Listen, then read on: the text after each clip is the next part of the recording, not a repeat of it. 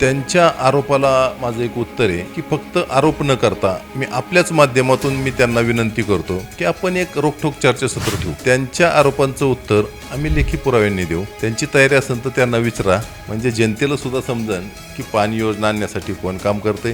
तर विरोधक म्हणले की याला कोण मंत्रालयातला शिपाई पण ओळखत नाही आणि सरकार काही च्युती आहे का म्हणले. म्हणजे फार असं खालच्या थरात जाऊन म्हणजे यांचा दृष्टिकोन पहिल्यापासून ही योजना आणूनच पाडायची.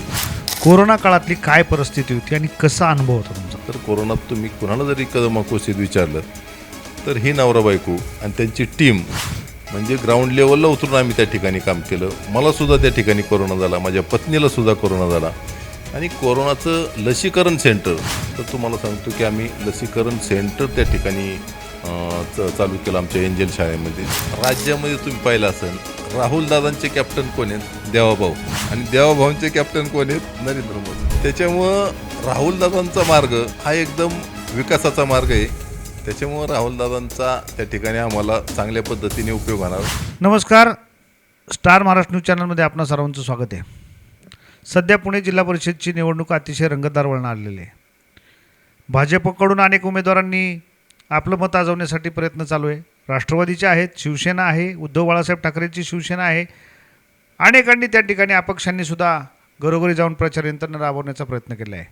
याच पार्श्वभूमीवरती महत्त्वाचा जिल्हा परिषद मतदारसंघ असेल तर तो कदम वाकवस्ती वडकी असा आहे. तर या कदम वाकवस्तीमधील अनेक प्रश्न, कारण हा पुणे सोलापूर रस्त्याला हायवे लगतचा महत्त्वाचा भाग आहे, महत्त्वाचा मतदार या परिसरामध्ये, कारण पुण्याला जाण्या येण्यासाठी मतदार या ठिकाणी राहतो. या ठिकाणी अनेक सोयीसुविधा झालेल्या आहेत, काही बाकी आहेत. तर याच पार्श्वभूमीवरती आपल्याला भाजपचे पॅनल प्रमुख म्हटलं तरी हरकत होणार नाही, कारण भाजपच्या मतदारांसाठी अनेक प्रकारची कामं, नागरिकांसाठी सोयीसुविधा उपलब्ध केलेले कदम वाकवस्तीचे माजी सरपंच, ज्यांच्या पत्नीही 5 वर्ष, गौरीताई 5 वर्ष या ठिकाणी सरपंच म्हणून त्यांनी जनतेतून निवडून आल्या होत्या, त्यांनी काम केलेलं आहे. नवपरिवर्तन फाउंडेशनचे अध्यक्ष असलेले चित्तरंजन गायकवाड आपल्याशी चर्चा करण्यासाठी तयार आहेत. साहेब, तुमचं प्रथम स्टार महाराष्ट्र न्यूज चॅनलमध्ये स्वागत आहे. नमस्कार. माझा पहिला प्रश्न असेल की तुमचा या ठिकाणी नवीन प्रभाग झालेला आहे, जिल्हा परिषदचा गट झालेला आहे. तर या जिल्हा परिषद गटामध्ये तुम्ही तुमच्या भाजपकडून ज्ञानेश्वर पूनम गायकवाड जिल्हा परिषदसाठी आणि ज्ञानेश्वर नामगुडे आणि श्वेता काळभोर हे पंचायत समिती गणासाठी तुम्ही उमेदवार, जवळपास 52,000च्या दरम्यान मतदान आहे. तर हा नवीन प्रभाग जिल्हा परिषदचा गट झाला आहे, काय वाटतं तुम्हाला? आम्हाला वाटतं की आता हा नवीनच गट झालेला आहे. गटाच्या सर्वांगीण विकासासाठी हे आपण निवडणुकीकडे जर समजा मतदारांनी पाहिलं तर येणाऱ्या काळामध्ये आपल्या गटाचा विकास कोण करू शकतं, आज राज्यामध्ये कोणाची सत्ता आहे, केंद्रामध्ये कोणाची सत्ता आहे, या सर्व गोष्टींचा नागरिकांनी, मतदारांनी विचार करावा. म्हणजेच आज जर आपल्याला विकासाच्या बाबतीत जर म्हणलं तर भारतीय जनता पार्टीशिवाय पर्याय नाही. आपण पुणे महानगरपालिकेमध्ये सुद्धा पाहिलं, पिंपरी चिंचवड महानगरपालिकेमध्ये सुद्धा पाहिलं, मतदारांनी विकासाला प्राधान्य दिलेले आहे आणि त्यामुळे भारतीय जनता पार्टीवरती लोकांचा विश्वास वाढत चाललेला आहे. आणि मला खात्री की आपल्या या गटातील मतदारसुद्धा भारतीय जनता पार्टीला कौल दिल्याशिवाय राहणार नाही. अगदी बरोबर आहे. महायुतीचं सरकार आहे, तुम्ही आत्ता बोलला की महायुतीचं सरकार असल्यामुळे त्याच्यामध्ये राष्ट्रवादीसुद्धा अजित पवार गट सहभागी आहे. मग हे कसं समन्वय साधता तुम्ही? कारण पालकमंत्री अजित पवार आहेत, त्यांच्याकडेही तुम्हाला जावं लागतं, काही कामं त्यांच्याकडून तुम्ही केलेली आहेत यापूर्वी, कसं समन्वय साधता? जरी राष्ट्रवादी सत्तेमध्ये पुण्यातल्या मतदारांनी तो पण विचार केलेला आहे की जरी समजा राष्ट्रवादी सत्तेमध्ये पण त्यातला उजवा कोण, तर त्या उजव्याच्या पारड्यामध्ये मतदान त्या ठिकाणी दिलेले. त्यामध्ये पुणे शहर, पिंपरी चिंचवडमध्ये निवडणुकीमध्ये खुद्द अजितदादा तर ठुकून होते, तरी त्या ठिकाणी कसल्याही भूलथापांना बळी न पडता मतदारांनी विकासाला मतदान केलेले, भारतीय जनता पार्टीवरती विश्वास ठेवलेला आहे. त्याच्यामुळे सरस भारतीय जनता पार्टी पुण्यामध्ये होती, महानगरपालिकेमध्ये होती, राज्यामध्ये, केंद्रामध्ये आणि आता जिल्हा परिषदेमध्ये सुद्धा सरस राहणार. अगदी सरस म्हणताय, पण मागच्या निवडणुकीचा अनुभव पाहता, आत्ता आमदारकीची निवड झाली, माऊली कटके तुमचे आमदार आहेत. या आमदारीच्या काळामध्ये तुम्ही एकत्र होता, भाजप आणि राष्ट्रवादी एकत्र होते, तुम्ही मतदान केले ना, आता एकमेकाच्या विरोधात लढताय, काय म्हणा? आता विधानसभेला महायुती होती, राज्यामध्ये सत्ता आणायची होती. महायुतीचे उमेदवार म्हणून ज्ञानेश्वर माऊली कटके होते, त्यामुळे आम्ही त्या ठिकाणी प्रामाणिकपणे त्यांचं काम केलं, त्यांना त्या ठिकाणी निवडून दिलं. आता पक्षाची भूमिका आहे की आपल्याला विकास कामामध्ये कसल्याही प्रकारचा अडथळा नको, कोणाचा त्या ठिकाणी हस्तक्षेप नको. त्यामुळे एक हाती सत्ता जर भारतीय जनता पार्टीची पुणे जिल्ह्यामध्ये आली तर त्या ठिकाणी विकासाला त्या ठिकाणी गती देता येईल. त्यामुळे भारतीय जनता पार्टीने पुणे जिल्ह्यामध्ये युती न करता सेपरेट त्या ठिकाणी निवडणूक लढवायची हा निर्णय घेतलेला आहे. त्यामुळे भारतीय जनता पार्टीचे गटाचे उमेदवार पूनम बाबूराव गायकवाड, त्याचप्रमाणे गणाचे ज्ञानेश्वर सूर्यकांत नामुगडे आणि पलीकडल्या गणाचे 82 गणाचे नंबरचे गणाचे उमेदवार श्वेताताई कमलेश काळभोर यांना निवडून आणण्याची जबाबदारी आमच्याकडे आहे. त्यामुळे आम्ही नागरिकांपर्यंत जाऊन आम्ही सांगणार आणि 100% मतदार राजा हा आमच्या पार्ट्यामध्ये मत टाकल्याशिवाय राहणार नाही. तुम्ही नवपरिवर्तन फाउंडेशनचे अध्यक्ष आहात. भाजपच्या माध्यमातून तुम्ही 5 वर्ष 10 वर्ष या ठिकाणी प्रतिनिधित्व करताय, पक्षाचंही काम करताय. कोणते तुम्ही महत्त्वाचे प्रश्न या ठिकाणचे मार्गी लावले?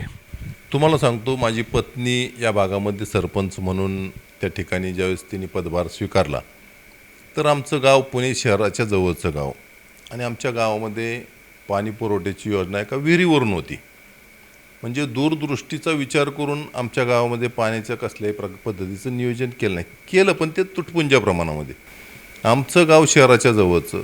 मग स्वर्गीय आमदार बाबूरावजी पाचरणे साहेब यांच्या माध्यमातून आम्ही कदम वाकुस्ती गावासाठी 89,97,15,200 रुपयाची योजना त्या ठिकाणी मंजूर करून घेतली आणि त्याच्यानंतर आता वाढीव इस्टिमेटमध्ये 53 कोटी रुपये त्या ठिकाणी अंतिम प्रशासकीय मान्यतेला आहे, तांत्रिक मान्यता मिळालेली. तर त्या ठिकाणी तुम्हाला सांगतो, हे 142 कोटी रुपयाची पाणी पुरवठ्याची योजना आम्ही त्या ठिकाणी सर्वात मोठा प्रश्न मार्गी लावला आणि आता 70% काम पूर्ण झालेलं आहे.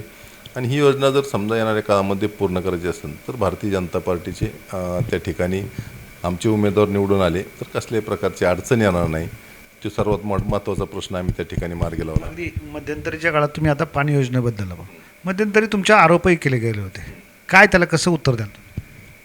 त्यांच्या आरोपाला माझं एक उत्तर आहे की फक्त आरोप न करता मी आपल्याच माध्यमातून मी त्यांना विनंती करतो की आपण एक रोखठोक चर्चासत्र ठेवू. त्यांच्या आरोपांचं उत्तर आम्ही लेखी पुराव्यांनी देऊ. त्यांची तयारी असेल तर त्यांना विचारा, म्हणजे जनतेला सुद्धा समजेल की पाणी योजना आणण्यासाठी कोण काम करते आणि पाणी योजना रोखण्यासाठी कोण काम करते. एकंदरीत तुम्हाला सांगतो की विधानसभेच्या वेळेसच जर एखाद्या कामामध्ये एखाद्याला काम करता नाही आलं मोठं काम तर अडथळा तरी केला नाही पाहिजे. आमची योजना त्या ठिकाणी कदम वाकुस्तीची मंजुरीच्या अंतिम टप्प्यामध्ये होती आणि पाचरणे साहेब आणि अशोक बापू त्यावेळेस समोरासमोर होते. भारतीय जनता पार्टीच्या वतीने पाचरणे साहेब होते. त्यावेळेस आम्ही मतदारांना सांगितलं की आपली योजना अशी अशी अंतिम टप्प्यात आहे. तर विरोधक म्हणले की ह्याला कोण मंत्रालयातलं शिपाई पण ओळखत नाही आणि सरकार काही च्युती आहे का म्हणले. म्हणजे फार असं खालच्या थरात जाऊन म्हणजे यांचा दृष्टिकोन पहिल्यापासून ही योजना हाणूनच पाडायची. परंतु आमचा पूर्णपणे विश्वास होता, आम्ही चांगल्या पद्धतीने काम करत होतो आणि पुणे जिल्ह्यामध्ये सर्वाधिक अडचणी कोणत्या योजनेला होत्या तर आमच्या कदम वाकुस्ती पाणी पुरवठा योजनेला होता. 1 गुंठा जागा नसताना आम्ही पाटबंधारे खात्याची त्या ठिकाणी 10 एकर 30 गुंठे जागा घेतली. आमच्या कदम वाकुस्तीमध्ये एक 6 गुंठेची जागा खरेदी केली, एक 4 गुंठेची गेल्या महिन्यामध्येच मला वाटतं 2 महिन्यापूर्वी खरेदी केलं. म्हणजे एकंदरीत आम्ही पाणी पुरवठा योजनेला सर्व अडचणी असणार त्या ठिकाणी दूर केल्या. आणि विरोधक आमच्यावरती एक आरोप करतात की ही योजना पाटबंधारे खात्याने आपल्या MGPच्या माध्यमातून कदम वाकुस्ती ग्रामपंचायतीला पाणी पुरवठा योजनेला भाडे तत्वावरती दिलेली आहे. तर ते भाडे तत्वावरती त्या ठिकाणी देताना त्या जागेचं भाडं 65 लाख रुपये वार्षिक अशा पद्धतीने दिलेली आहे. तर आम्ही ते भाडं बारामती परिसरामध्ये 1 रुपया नाममात्र दराने काही ठिकाणी जागा दिलेल्या आहेत अशी आम्हाला माहिती मिळालेली आहे. तर आम्हीसुद्धा आमच्या ह्या योजनेला आमची जागा ही पाणी पुरवठ्याची, ग्रामपंचायतचं उत्पन्न कमी आहे तर त्या ठिकाणी 65 लाख रुपये वाचावा त्यासाठी आमचे प्रयत्न चालू आहे आणि ते फक्त भाडे करार राहिलेला आहे. तर विरोधकांचं म्हणणे आहे की भाडे करार राहिला आहे, भाडे करार झाला नाही, त्याच्यामुळे हे बेकायदेशीर चालू आहे, बेकायदेशीर उत्खनन आहे, यांच्यावरती कारवाई करा. सरकारला जागा अडचण नाही आहे, सरकारसाठीच चाललेलं आहे हे पब्लिकला पाणी देण्याचं, म्हणजे सरकारची जागा सरकारच्या उपयोगासाठी आहे. परंतु विरोधकांना एक भीती आहे की जर ही योजना पूर्ण झाली आणि पाणी जर नागरिकांपर्यंत पोचलं तर त्यांचं पाणी पाहणार आहे. कारण अगदी अगदी अगदी तुम्ही ते पाणी प्रश्नावरती बरेचसं बोललात. आणि माझी खुली चर्चेला सुद्धा तयारी आहे. माझा दुसरा प्रश्न महत्त्वाचा, ज्या आमदारांना तुम्ही आमदार केलं म्हणजे भाजपची तुम्ही मदत केली, मात्र आता सध्याची आमदारांची स्थिती अशी आहे की अशोक पवार आणि आमदार एकत्र झालेत, या दोन्ही एकत्रितचा तुम्हाला काय परिणाम होऊ शकतो?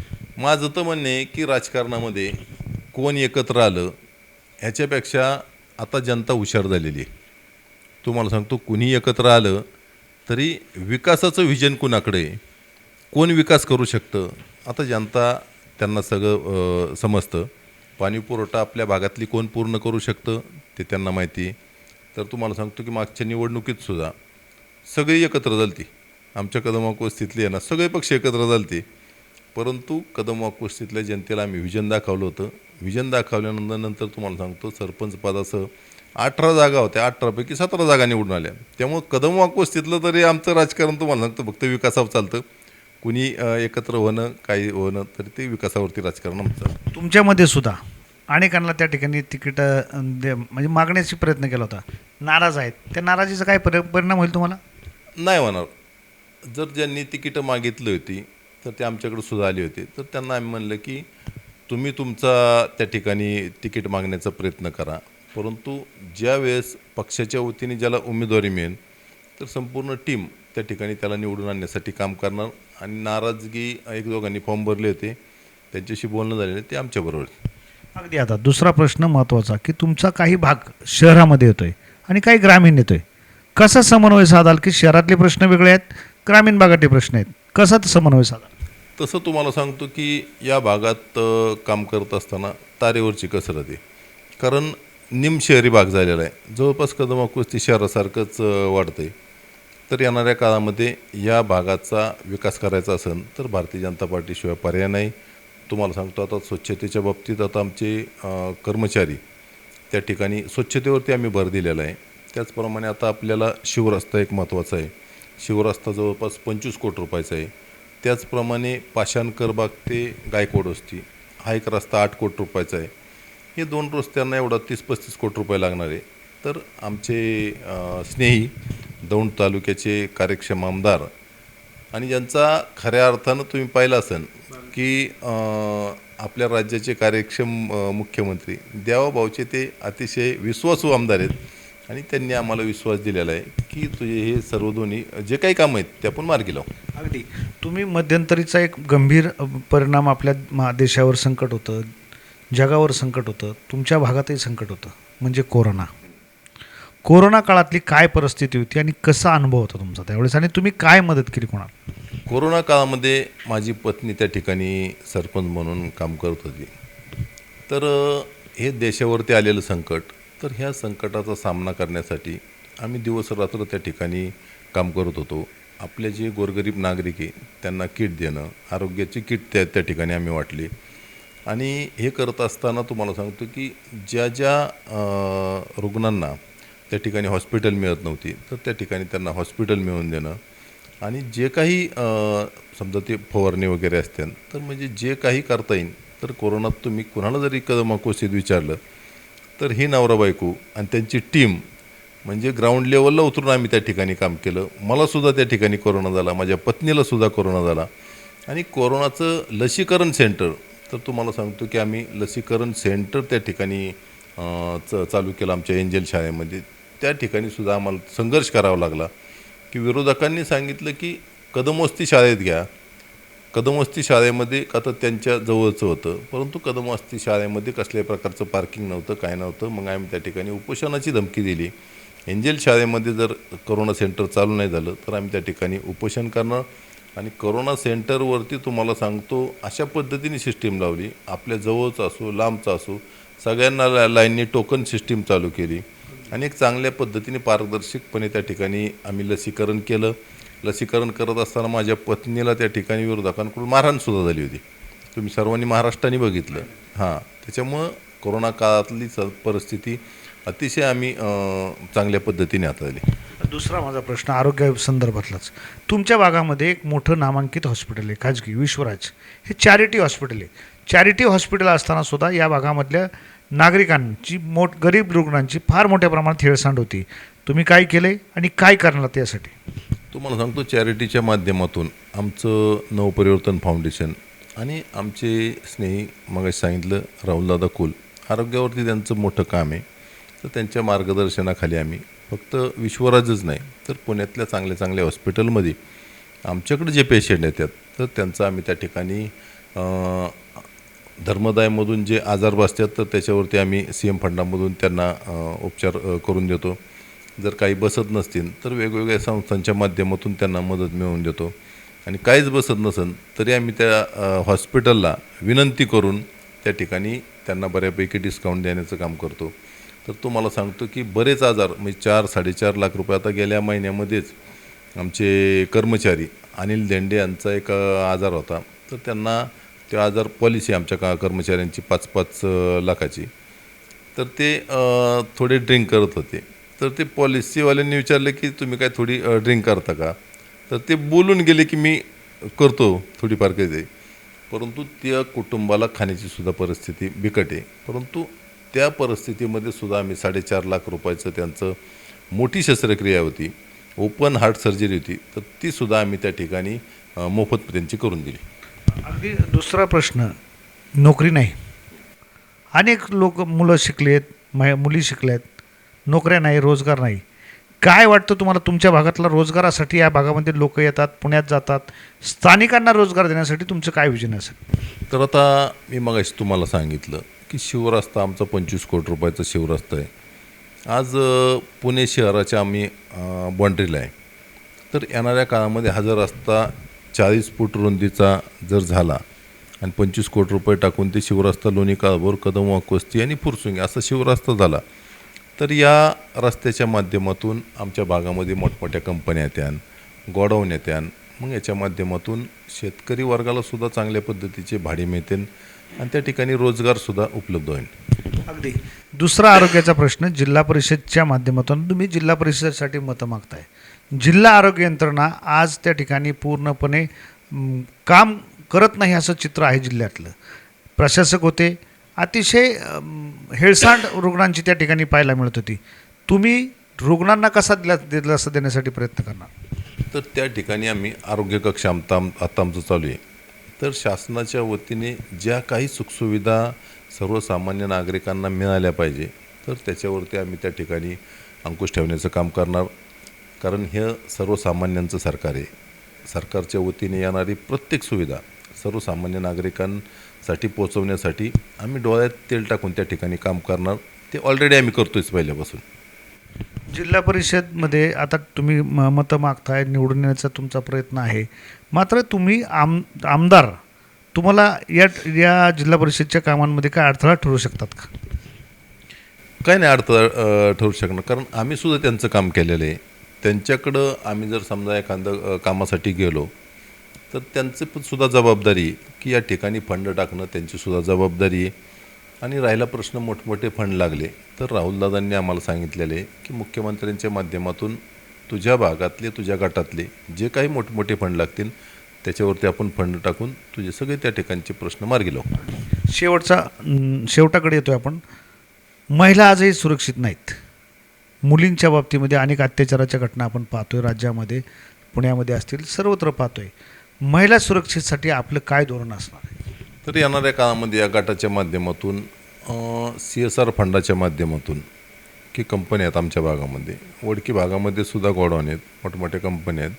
तर CSR फंडाच्या माध्यमातून या संपूर्ण गटामध्ये एक सोलर कॅमेरा असणारे त्या ठिकाणी महत्त्वाच्या चौकांमध्ये आम्ही CCTV लावून महिलांच्या सुरक्षेला जास्त प्राधान्य देणार आहोत. पोलीस यंत्रणेची काय मदत?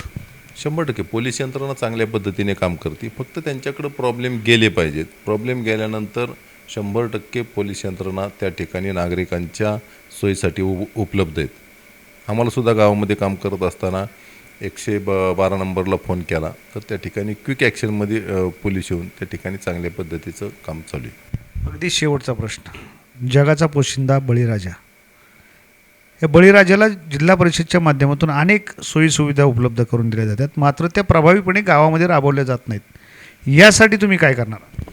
तुम्हाला सांगतो, जिल्हा परिषदेच्या माध्यमातून जी काही शेती उपयोगी अवजार असतात किंवा म्हणजे जिल्हा परिषदेवरतीच अवलंबून न राहता म्हणजे जिल्हा परिषदेतल्या सगळ्या योजना तर आम्ही शेतकऱ्यांपर्यंत पोचवणार, परंतु या गटामधील लोणी काळभोर मोठं शेती आहे त्या ठिकाणी. कदमाव कुस्तीत जरा थोडं शेतीचं प्रमाण कमी आहे, वडकी भागात चांगली शेती आहे.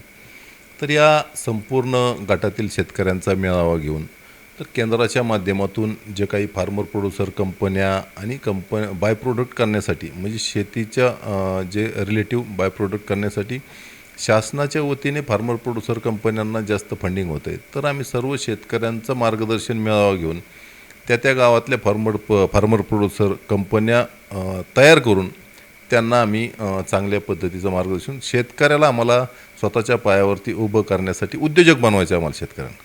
तुम्ही आता निवडणुकीचा प्रचार करताय, विरोधकांवरती कोणत्या मुद्द्यावरती तुम्ही ही यंत्रणा राबवताय, कोणते आरोप करताय तुम्ही विरोधकांचे? खरं तर आम्ही कधी कोणावर आरोपच करत नाही, कारण आमचा टाईम प्रत्येकाच्या जीवनामध्ये दिवसामध्ये 10-12 तास काम करू शकतो माणूस, तर आमचं काम कंटिन्यू चालू असतं. विरोधक काय करतो त्याच्याकडे आम्ही बघतसुद्धा नाही. आमचं काम प्रामाणिकपणे पाडायचं.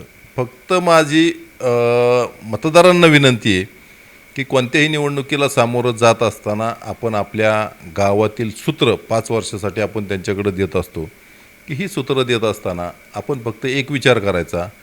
आता समजा आमचे उमेदवार आहेत, भारतीय जनता पार्टीचे उमेदवार आणि त्या उमेदवारांच्या मागं असणारी टीम आणि त्या टीमच्या मागं असणारं पक्ष. तर आज आमच्या गावाच्या माध्यमातून आमची टीम, तुम्हाला सांगतो, फाउंडेशन आणि भारतीय जनता पार्टीच्या माध्यमातून आम्ही आमच्या कदमाव कुस्ती गावामध्ये जवळपास 22-23 हजार लाभार्थ्यांपर्यंत वैयक्तिक योजनेचे लाभ आपण त्या ठिकाणी पोचवले. त्यामध्ये उज्ज्वला गॅस कनेक्शन असेल, इमारत बांधकाम कामगार योजना असेल, प्रधानमंत्री आवास योजना असेल, लाडकी बहीण योजनेचे फॉर्म असतील, 6-7 हजार लाडक्या बहिणी योजनेचे फॉर्म भरले. त्याचप्रमाणे गावामध्ये फिरत असताना तुम्हाला सांगतो, ज्या लहान मुलांचे आई किंवा वडील वारला आहे तर ते बालसंगोपन योजनेमधून आम्ही गेल्या महिन्यामध्ये जवळपास कदमाव कुस्ती गावातल्या 50 मुलांचे फॉर्म भरले आणि त्यांना आता पेन्शनसुद्धा चालू आहे. म्हणजे वयाच्या 18 वर्षापर्यंत त्यांना महिन्याला 2,500 रुपये. म्हणजे आम्हाला आमची टीम त्या ठिकाणी चांगलं काम करते आणि आमच्या मागं राहुलदादा आहेत. त्याच्यामुळं भारतीय जनता पार्टीला या ठिकाणी मतदार राजा कौल देणार आहेत, ते मात्र शंका नाही. आमचा विरोधकांवरती कसल्याही प्रकारचा आरोप नाही, पण त्यांच्या आरोपाला उलट त्यांनी एक काम केलं पाहिजे की त्यांच्या काळामध्ये जे कामं झाली नाहीत ती आम्ही काम करतो आहे. त्यांनी आरोप जर केलं तर त्या आरोपाला आम्ही प्रूफ सहित आम्ही उत्तर देऊ. तुमची आता बऱ्याच वेळा मुलाखतीमध्ये पाहिलं की तुम्ही राहुल दादा करताय, पण तिकडं पण अजितदादा आहे. अजितदादा विरुद्ध राहुलदादा असं काही समीकरण आहे काय? आता राज्यामध्ये तुम्ही पाहिलं असेल, राहुलदादांचे कॅप्टन कोण आहेत? देवाभाऊ. आणि देवाभाऊंचे कॅप्टन कोण आहेत? नरेंद्र मोदी. त्याच्यामुळं राहुलदादांचा मार्ग हा एकदम विकासाचा मार्ग आहे. त्याच्यामुळं राहुलदादांचा त्या ठिकाणी आम्हाला चांगल्या पद्धतीने उपयोग होणार आणि या गटाच्या विकासासाठी राहुलदादांशिवाय पर्याय नाही. शेवटचा प्रश्न, मतदान होईल, तुम्ही तुमच्या परीने प्रयत्न करणार, 7 तारखेचा गुलाल कोणाचा असेल? भारतीय जनता पार्टी. भारतीय जनता पार्टी. तुम्हाला सांगतो, पूनम बाबूराव गायकवाड 81 गण क्रमांकामधून तुम्हाला सांगतो पंचायत समितीचे ज्ञानेश्वर सूर्यकांत नामुगडे आणि 82 गणातून श्वेता कमलेश काळभोर, हे तिन्हीच्या तिन्ही उमेदवार 100% आणि चांगल्या मताधिक्याने निवडून येणार. उलट मी तर तुम्हाला आपल्या माध्यमातून मी तुम्हाला एक सांगू इच्छितो की आपण एक खुलं चर्चासत्र ठेवलं पाहिजे. म्हणजे नागरिकांपर्यंतसुद्धा त्या ठिकाणी खरं कोण काम करू शकतो, खरा म्हणजे प्रत्येकाचं व्हिजन तुम्ही त्या जनतेपर्यंत त्या ठिकाणी खुलं चर्चासत्र ठेवलं पाहिजे. म्हणजे लोकांनासुद्धा एक चांगल्या पद्धतीने उमेदवार निवडण्यासाठी त्या ठिकाणी फायदा होईल. कारण तुम्हाला सांगतो की आमच्या गावातली परिस्थिती, आमच्या गावातलं एक उदाहरण देतो. जर लोकप्रतिनिधी चुकला, निवड चुकली, तर गावाची किती अधोगती होती. मी तुम्हाला आमच्या गावातलं एक उदाहरण सांगतो. आमचे आजे सासरे गणपत बापू एकनाथ काळभोर 1975 साली सरपंच होते आणि त्यांनी त्यावेळेस पुणे जिल्ह्यामध्ये ठराविक 1-2 ग्रामपंचायतीचा हे झाला होता, DP झाला होता. तर टाउन प्लॅनिंगच्या माध्यमातून DP झाला होता 1975ला. दूरदृष्टी असणारं नेतृत्व. मग ती 20-20 वर्षांनी रिवाईज करायचा होता. तर 20 वर्षांनी रिवाईज म्हणजे 1975 नंतर त्या DPकडे डेव्हलप प्लॅनकडं पाहिलंच नाही. म्हणजे गावाचा डेव्हलप प्लॅन करण्यापेक्षा त्यांनी वैयक्तिक डेव्हलप प्लॅन केला आणि हे गाव अधोगतीला त्या ठिकाणी लागलं. परंतु कदम वाकुस्ती गावामध्ये आम्ही संपूर्ण ज्यावेळेस आम्हाला विकास करायचा होता तर एक चांगल्या पद्धतीचा आम्ही म्हणजे पार्ट DP झालेला होता की निम्मगाव PMRDकडं, निम्मगाव टाउन प्लॅनिंगकडं. मग आम्ही स्वर्गीय आमदार बाबूरावजी पाचरणे साहेब यांच्या माध्यमातून सगळं गाव PMRDकडे घेतलं आणि आता DPसुद्धा चालू. म्हणजे एक उदाहरण दिलं तुम्हाला की लोकप्रतिनिधी चुकला तर गावाची अधोगती होती. त्याच्यामुळं एक आपल्या माध्यमातून खुली चर्चासत्र ठेवली तर आम्ही कधी पण चर्चेला यायला तयार आहे. अगदी आपण या ठिकाणी पाहिलं तर जिल्हा परिषदच्या माध्यमातून विकास कामं भरपूर मोठ्या प्रमाणात या कदम वाकवस्ती असतील, वडकी असेल, लोणी काळभोर परिसरामध्ये करण्याचं आश्वासन पॅनल प्रमुख म्हटलं तरी अवघड ठरणार नाही असे चित्तरंजन गायकवाडांनी सांगितले. नव्हे तर त्यांनी विरोधकांवरती टीका न करता खुलेच चर्चेचं त्या ठिकाणी आव्हान दिले. वैयक्तिक त्यांनी विकास केला आणि यांनी सांगतात की आम्ही जनतेचा विकास केला. नक्की येत्या 5 तारखेला आपण पाहणार आहोत की मतदार राजा कोणाच्या पारड्यात मत टाकतोय. पाहत राहा स्टार महाराष्ट्र न्यूज. धन्यवाद. नवनवीन घडामोडी पाहण्यासाठी स्टार महाराष्ट्र न्यूजला सबस्क्राईब करा आणि ताज्या बातम्यांचे अपडेट मिळवण्यासाठी बेल आयकॉनला प्रेस करा आणि परिपूर्ण बातमीबरोबर रहा, इतरांपेक्षा एक पाऊल पुढे.